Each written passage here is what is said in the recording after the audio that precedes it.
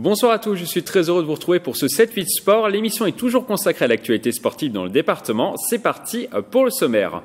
Baseball, les Cougars de Montigny-le-Bretonneux ont débuté leur saison ce week-end par 2 victoires contre Nice dans le championnat de première division. Nous recevrons l'équipe dans quelques instants sur ce plateau. Apnée, le franco-cubain Andy Cabrera Avila a une nouvelle fois réalisé un record. Il a passé moins de 5 minutes à respirer pendant 6 heures pour défendre la cause animale. Reportage à suivre.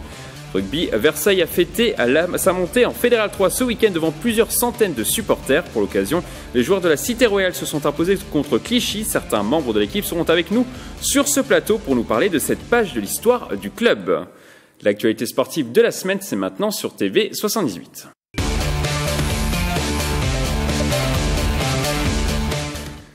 On commence donc par du baseball. Les Cougars de Montigny-le-Bretonneux, finalistes malheureux la saison passée de première division, ont réussi à leur début. Ce dimanche, ils se sont imposés 9-0 et 9-2 contre Nice sur les 2 matchs. Pour nous parler de cette performance et des objectifs du club, nous recevons sur ce plateau le président Franck Le Carpentier, le coach Rodolphe Lemeur, ainsi que 2 joueurs, Franck Lopez et Gabriel Docarmo. Bonsoir. Bonsoir. Alors, est-ce que ce match contre Nice était si simple, coach ? Les matchs sont jamais simples, c'est vrai qu'on n'avait pas 9-0 et 9-2. Oui, on n'avait pas trop d'appréhension. C'est vrai que Nice montait de 2 divisions, ils étaient en national l'année dernière. Donc on a abordé ce match sérieusement, mais on avait quand même un bon ce qu'il fallait en tout cas pour assurer 2 victoires, et on les a fait. Gabriel, vous êtes d'accord ? Oui, je suis d'accord. Ça fait du bien de commencer la saison comme ça avec de bonnes victoires, mettre l'équipe en confiance. Président, une victoire qui vous satisfait ? Oui, c'est satisfaisant effectivement, parce que commencer sur 2 victoires en championnat, c'est toujours assez intéressant. On a une nouvelle formule avec des matchs qu'il ne faut pas rater contre les promus, qui eux vont pas nous rater. Donc oui, satisfait. Alors, les joueurs avaient à cœur vraiment de débuter cette saison.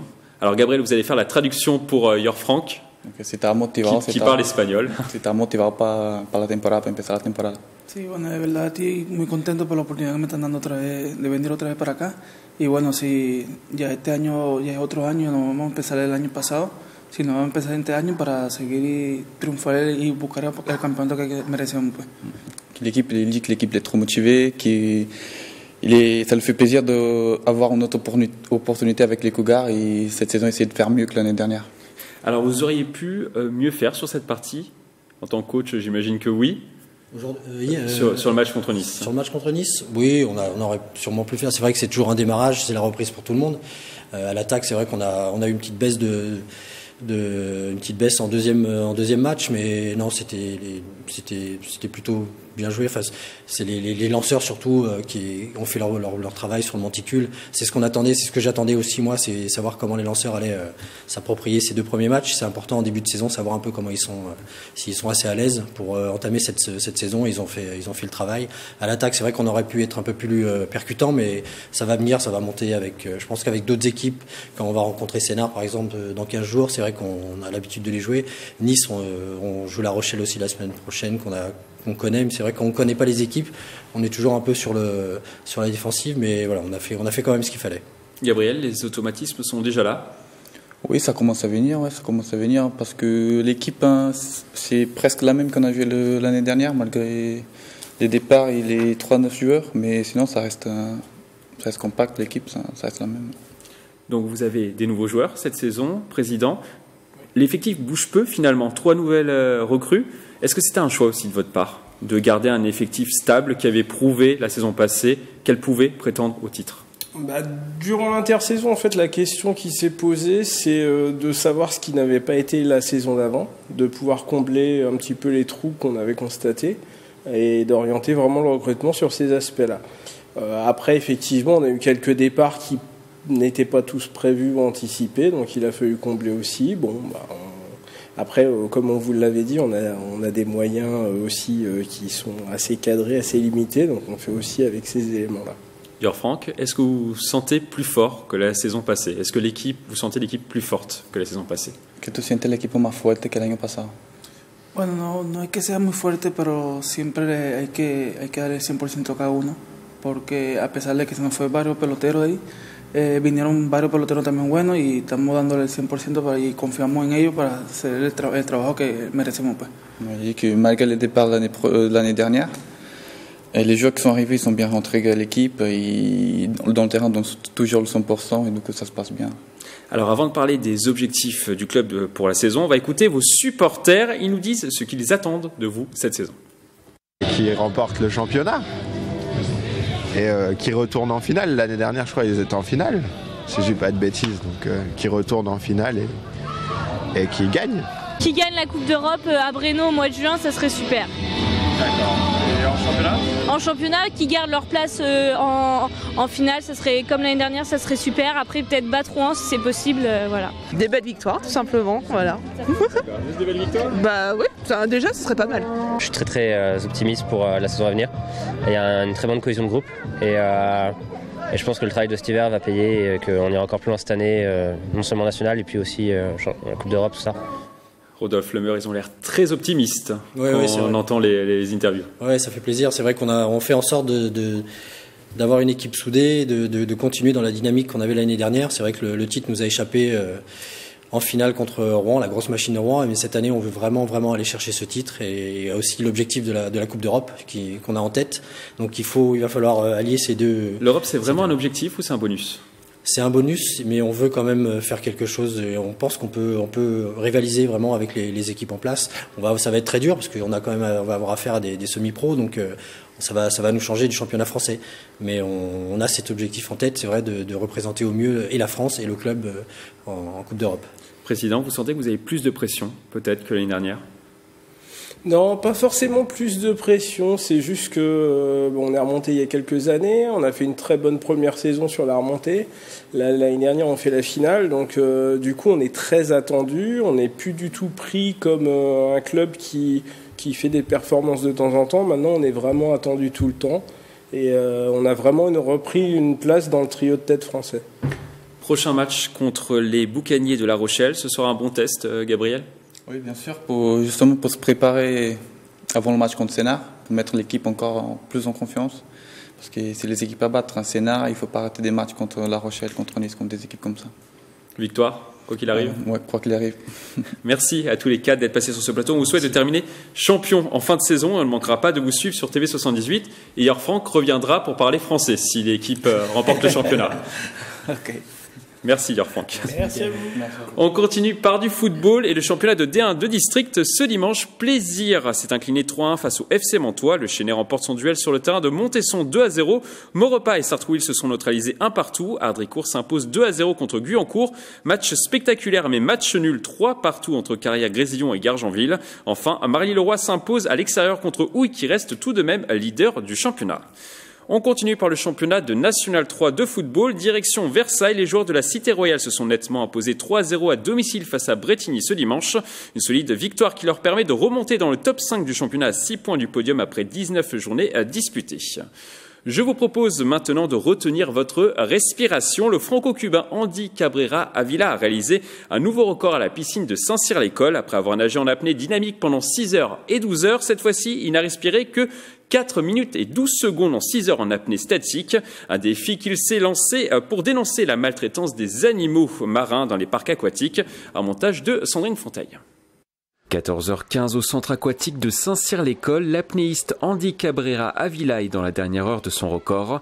Une performance de 6 heures sans interruption, le franco-cubain tente de respirer le moins possible dans une cage pour dénoncer le traitement des animaux marins dans les eaux. C'est quelque chose de très très compliqué à gérer sur le plan de la respiration, de la récupération, de la gestion de l'effort. Donc c'est quelque chose de très très exigeant et qui nécessite une très très bonne connaissance de soi. Une performance qu'il accomplit sous les yeux d'une dizaine de supporters. Déjà c'est très impressionnant parce que tenir comme ça, le mental est sûrement très très fort, donc on est vraiment sous le charme en fait d'Andy. C'est difficile, mais je pense qu'il a les capacités pour y arriver. 10 minutes avant la fin du record, le clan d'Andy Cabrera est optimiste. Très bien, il est même en avance par rapport à son entraînement. Il s'était échauffé une première fois, il avait fait 6 heures une première fois. Il est très en avance par rapport au temps qu'il avait fait précédemment. 15h15, Andy réussit officiellement son record. Son temps de respiration est de 4 minutes et 12 secondes sur 6 heures d'apnée. Il y a beaucoup de choses qui bougent, beaucoup de bruit à côté. Et c'est non-stop. On se l'inspire C'est difficile, mais bon, je suis content de l'avoir fini. Je n'ai pas une grande capacité pulmonaire, donc je joue avec ma force de volonté, d'essayer de garder mon mental et de penser à comment un petit état de Cuba pour devenir un grand dauphin de France. Le nageur espère également avoir réussi son autre défi, sensibiliser le grand public sur la cause animale. Je me mets dans la peau d'un dauphin qui doit vivre en liberté et nager 5 km par jour et se nourrir des poissons vivants. Alors être toute la vie à perpétuité emprisonné simplement pour les plaisirs des hommes, c'est pas juste. Donc je pense que le message il est là. L'histoire entre Andy Cabrera Villa et les Rocords n'est peut-être pas encore terminée. Le sportif a déjà évoqué l'idée de replonger pour de nouvelles performances à couper le souffle. Retour sur terre pour parler rugby dans le championnat de Fédéral 2. Plaisir s'est incliné sur le terrain du Reux ce dimanche lors de la 20e journée du championnat. Le score 26-22, une défaite qui pourrait avoir de lourdes conséquences au classement. Les Plaisirois sont pour l'instant avant-derniers avec un match en moins à 4 journées de la fin du championnat. On continue par du rugby, mais 3 divisions plus bas dans le championnat de promotion honneur. Montigny-le-Bretonneux a perdu pied sur le terrain de Paris. Les Imontains se sont inclinés 41-10 face à des adversaires directs. Ces derniers leur passent devant au classement. La SMB se retrouve maintenant 3e à 2 points de la 2e place, comme on peut le voir. Enfin, en division honneur, le Sky Rugby a lui aussi perdu. Les hommes de Thomas Payen se sont inclinés sur le terrain du Red Star ce dimanche sur le score de 24-18. Une défaite qui condamne sûrement les Saint-Quentinois à la 7e place dans cette poule avec un bilan de 10 défaites, 5 victoires et un match nul depuis le début de la saison. On termine ce tour d'horizon rugby dans les Yvelines par une note très positive. Le Rugby Club de Versailles a fêté ce week-end la montée en Fédéral 3 devant ses supporters et les joueurs leur ont fait plaisir en l'emportant 37-12 face à Clichy, leur 16e victoire en 16 matchs disputés. Pour nous parler de cette magnifique saison qui restera dans les annales du club, nous recevons sur ce plateau 2 dirigeants, Fabien Trinde et Pierre Chevalier, responsable communication, ainsi que le capitaine Jean Lanéry et les joueurs Charles Gando et Nicolas Goutonnier, ainsi que Thibaut Le Boucher. Bonsoir.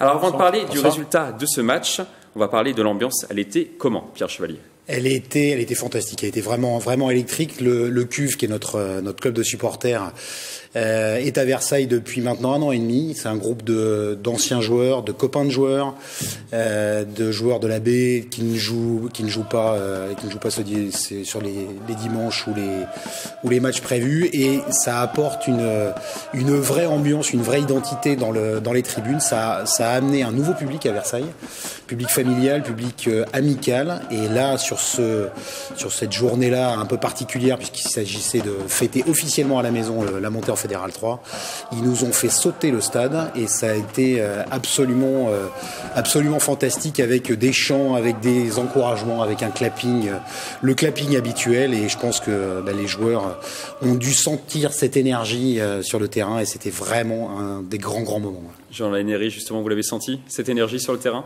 Oui, évidemment. Alors le club avait tout fait pour que ça soit une grande fête en jouant le samedi soir.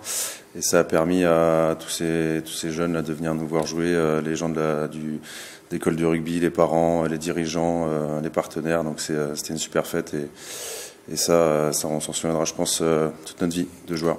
Alors nous avons justement interrogé des supporters dans les tribunes.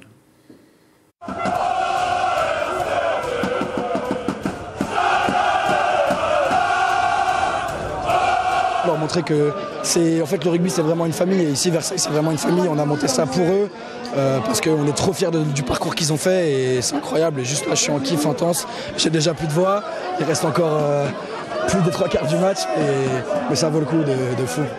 On est joueurs et supporters, c'est pour les copains qu'on fait ça, nous on adore ça. La fête 3 l'an prochain ça va être le feu.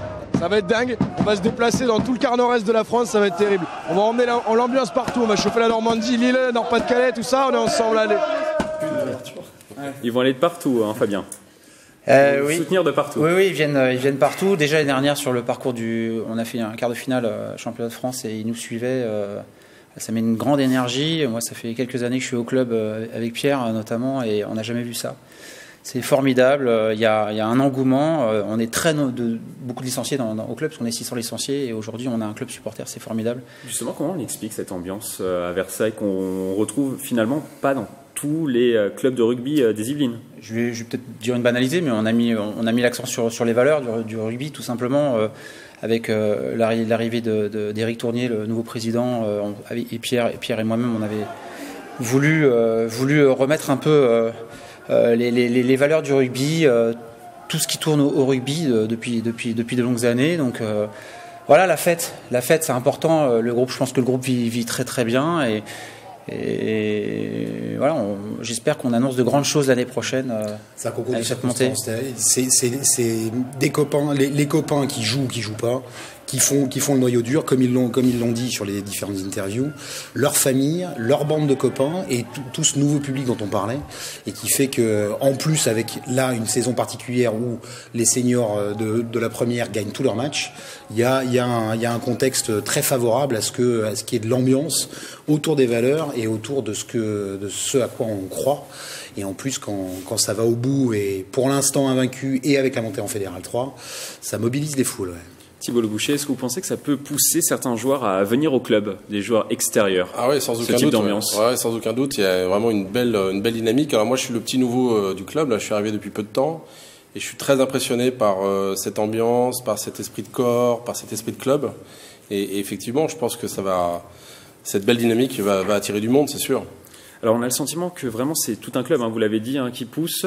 Est-ce que vous, entre vous en parlez après les matchs de ce type d'ambiance? On en parle forcément, surtout qu'on a vécu des choses fortes ces dernières saisons avec Versailles, avec quand même des beaux parcours en championnat de France, que ce soit la une l'année dernière en quart de finale, la B il y a 2 ans en demi-finale. Ça a soudé vraiment une équipe qui est une bande de copains surtout, et voilà, il n'y a pas de clivage, équipe première, équipe B, c'est vraiment chacun se soutient, que ce soit la première pour la B ou la B pour la première, et on le retrouve vraiment sur le terrain. Nicolas, on va revenir sur ce match. Est-ce qu'il était si simple que ça, ce match contre Clichy? L'entame de match n'était pas simple. Victoire 37-12, je rappelle. Ouais, l'entame de match n'était pas simple. Mais quand Versailles a su dérouler son jeu, a su mettre son jeu en place, ils ont su à la fin les mettre à bout, quoi. Ils ont su dérouler, ils ont marqué 3 essais, je pense, en 15 minutes. Donc non, c'était compliqué au début, mais à la fin, ils ont su dérouler. C'était important justement de mettre en place, de gagner avec un score fleuve, justement, cette partie. Devant les supporters. On avait organisé un réceptif assez joyeux, qui s'est vérifié d'ailleurs par la suite. Non, il fallait pas déraper sur ce match-là, il fallait qu'on gagne, c'était important. La manière était de mise en deuxième mi-temps essentiellement. L'apport du banc a fait beaucoup de bien, parce qu'on parle de groupe sur l'ensemble du club, mais là dans cette équipe première il y a un vrai groupe qui apporte à chaque moment, donc l'apport du banc nous a fait vraiment du bien. Capitaine, la 3e mi-temps elle était comment? Je m'en rappelle plus. C'était épique, ouais, une belle fête. On en a bien profité, et maintenant ça y est, on bascule sur la suite et le championnat Île-de-France, championnat de France qui va arriver. Justement, la suite, c'est quoi pour Versailles, Pierre Chevalier? La suite, il y a 3, on va dire l'appétit vient en mangeant, il y a 3 possibilités. 3 possibilités de faire vraiment de cette saison une saison record. La première, c'est de terminer les matchs de poule invaincus. Il reste 2 matchs, un à domicile, un à l'extérieur. C'est à notre portée, on peut faire 18 sur 18. C'est du moins ce que les c'est seniors, l'objectif, 18 sur 18. Maintenant oui, maintenant ça peut être un objectif avoué. Celui-là, il peut être avoué. C'est déjà arrivé dans l'histoire du club? Jamais. Le record, c'est 17 sur 18, pas très loin, mais un vainqueur match de poule, c'est jamais arrivé. Vous avez la pression maintenant. C'est jamais arrivé. Le deuxième, c'est d'aller chercher 2 titres en Île-de-France. On jouera les demi-finales pour la réserve et pour la première le 21 avril, a priori à Versailles. Donc là, pour se qualifier pour la finale et d'aller chercher 2 titres de champion Île-de-France, ça non plus, ça ne s'est jamais fait. La réserve a été championne Île-de-France il y a 2 ans, Charles le rappelait. Et puis un 3e objectif, c'est d'aller le plus loin possible en championnat de France. Après, c'est la dernière étape. Le record du club actuellement pour une équipe première, c'est un quart de finale. Donc au moins une demi, aller chercher un titre. Il y aura des gros clients sur le trajet. Et puis là, c'est une autre paire de manches, mais en tout cas d'aller le plus loin possible et de se tailler une belle aventure entre copains, puisque c'est celle qui a commencé en septembre et qu'on est allé chercher en rêvant, et peut-être jusqu'au mois de mai, au mois de juin, quoi. Charles, vous pensez que vous avez l'effectif pour réussir ces objectifs? Je pense qu'on a l'effectif. On a aussi ce qui fait que notre sport est aussi beau, des copains qui se battent pour le même objectif. Et c'est ça, je pense, qui fait qu'on peut aller très loin. Et la Fédérale 3, dernière question, ça sera quoi l'objectif en Fédérale 3? Alors il faut qu'on en parle un petit peu pour l'année prochaine, mais un peu trop tôt. La problématique c'est de monter en Fédéral 3. C'est très très compliqué de monter en Fédéral 3, donc ce qu'il faut surtout pas redescendre. Après il y a un objectif qui va être défini très rapidement, mais le maintien c'est le minimum syndical. Maintien, voire plus. L'avenir nous le dira. Merci d'être venu sur ce plateau. La saison n'est pas encore terminée. Il reste des titres à aller chercher. On l'a bien compris. On vous souhaite de tout rafler pour vivre de nouvelles émotions au stade de Porchefontaine. On va maintenant prendre un peu de hauteur dans ce 7-8 Sport pour parler d'escalade. La salle de bloc Vertical Art, basée à Montigny-le-Bretonneux depuis 5 ans, a organisé ce samedi 23 mars une grande journée festive pour annoncer en grande pompe la rénovation du site. 10 jours de travaux et 100 000 € ont été nécessaires pour changer et améliorer les parcours et pour créer une structure type Ninja Warrior. On écoute les réactions au micro de Marilène Yapichino. Ça va faire parler un peu plus de Vertical Art, notamment dans la région parisienne. Donc on est connu pour notre qualité des structures, et là de la remettre au goût du jour, les gens vont venir encore plus et vont ramener d'autres gens. Donc ça va être génial. Trop belle, encore plus stylée qu'avant, déjà que le niveau était assez haut. Plein de nouvelles prises, ça glisse pas du tout, c'est un régal. C'est mieux, là au début je m'entraîne sur ça, en plus les nouvelles voies elles sont bien, c'est mieux qu'avant. Arts martiaux, pour la 5e fois de son histoire et pour la première fois depuis 2008, le club d'aïkido de Montigny-le-Bretonneux a organisé ses journées internationales. Au programme, 2 jours de stage dédiés à cet art martial défensif et non violent japonais. De grands maîtres sont venus d'Angleterre, d'Allemagne, d'Autriche et de Belgique et de France pour l'occasion. Au total, 10 heures d'aïkido ont été proposées à une 60aine de pratiquants. On écoute l'un des organisateurs au micro de TV78. Ce stage-là a pour but de développer l'amitié. L'aïkido n'étant pas compétitif, l'esprit de ces stages, c'est la rencontre. Et c'est de créer du lien avec les autres. Donc on crée des liens d'amitié avec nos amis étrangers. Et cette année, c'est à Montigny. Peut-être l'année prochaine, ce sera dans un autre pays. On passe maintenant à notre page agenda.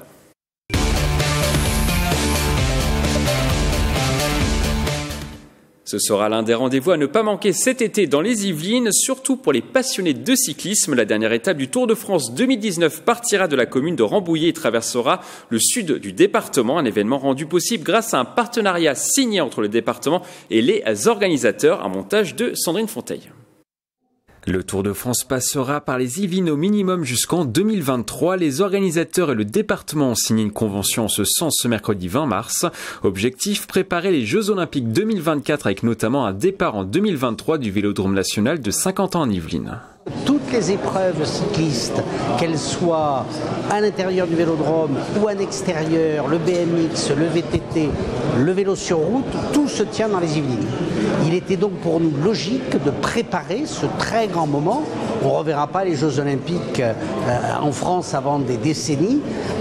Et donc, le département veut monter en puissance. Pour les organisateurs, ce partenariat avec les Yvelines marque une continuité dans l'histoire du Tour de France. Le Tour de France, dès sa première édition en 1903, est passé sur le territoire des Yvelines, c'était la Seine-et-Oise à l'époque, juste avant l'arrivée de la dernière étape. Et c'est d'ailleurs le vainqueur du Tour de France, du premier Tour de France, Maurice Guérin, qui avait gagné cette étape-là. Donc il y a un tas d'histoires qui se sont passées dans le département, d'une échappée formidable de Bernard Hinault avec son rival hollandais Joop Zoetemelk, voilà, jusqu'aux dernières éditions. Pour cette première collaboration dans ce partenariat, Rambouillet a été retenu comme ville départ de la dernière étape vers Paris le dimanche 28 juillet, une première depuis 2012. Donc on attend bien sûr beaucoup de monde, 40 000 spectateurs en 2012, on va essayer de battre le record. On attend du tourisme, on attend une image, Rambouillet est déjà connu au niveau international, mais la dernière étape est une des étapes les plus regardées du Tour de France.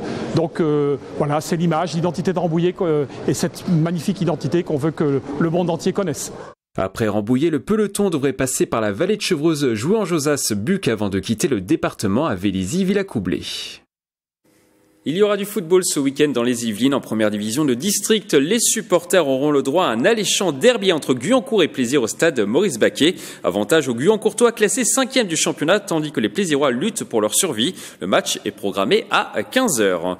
On continue cet agenda par de la course à pied. La 2e édition du semi-marathon de Trappes, c'est bientôt. Plus de 400 coureurs devraient prendre le départ le dimanche 14 avril à partir de 9h30. Le parcours prévoit notamment une boucle en pleine nature dans l'île de loisirs de Saint-Quentin en Yvelines. Des courses de 10 km et pour les enfants sont également au programme. Si vous voulez vous inscrire, il reste encore des places. Et on termine par de la boxe. Tony Yoka, originaire de Chanteloup-les-Vignes dans les Yvelines, sera de retour en juillet après une suspension d'1 an. Vainqueur de ses 5 premiers combats chez les professionnels chez les lourds, le boxeur de 26 ans veut maintenant se tester au meilleur. Il envisage même de combattre contre l'actuel champion invaincu Anthony Joshua fin 2020, début 2021. Si ses prochains combats sont concluants, on en saura plus dans les prochains mois. C'est la fin de cette émission. Merci d'avoir suivi. On se retrouve lundi prochain pour un nouveau magazine. D'ici là, passez une excellente semaine sportive. Très belle soirée sur TV 78.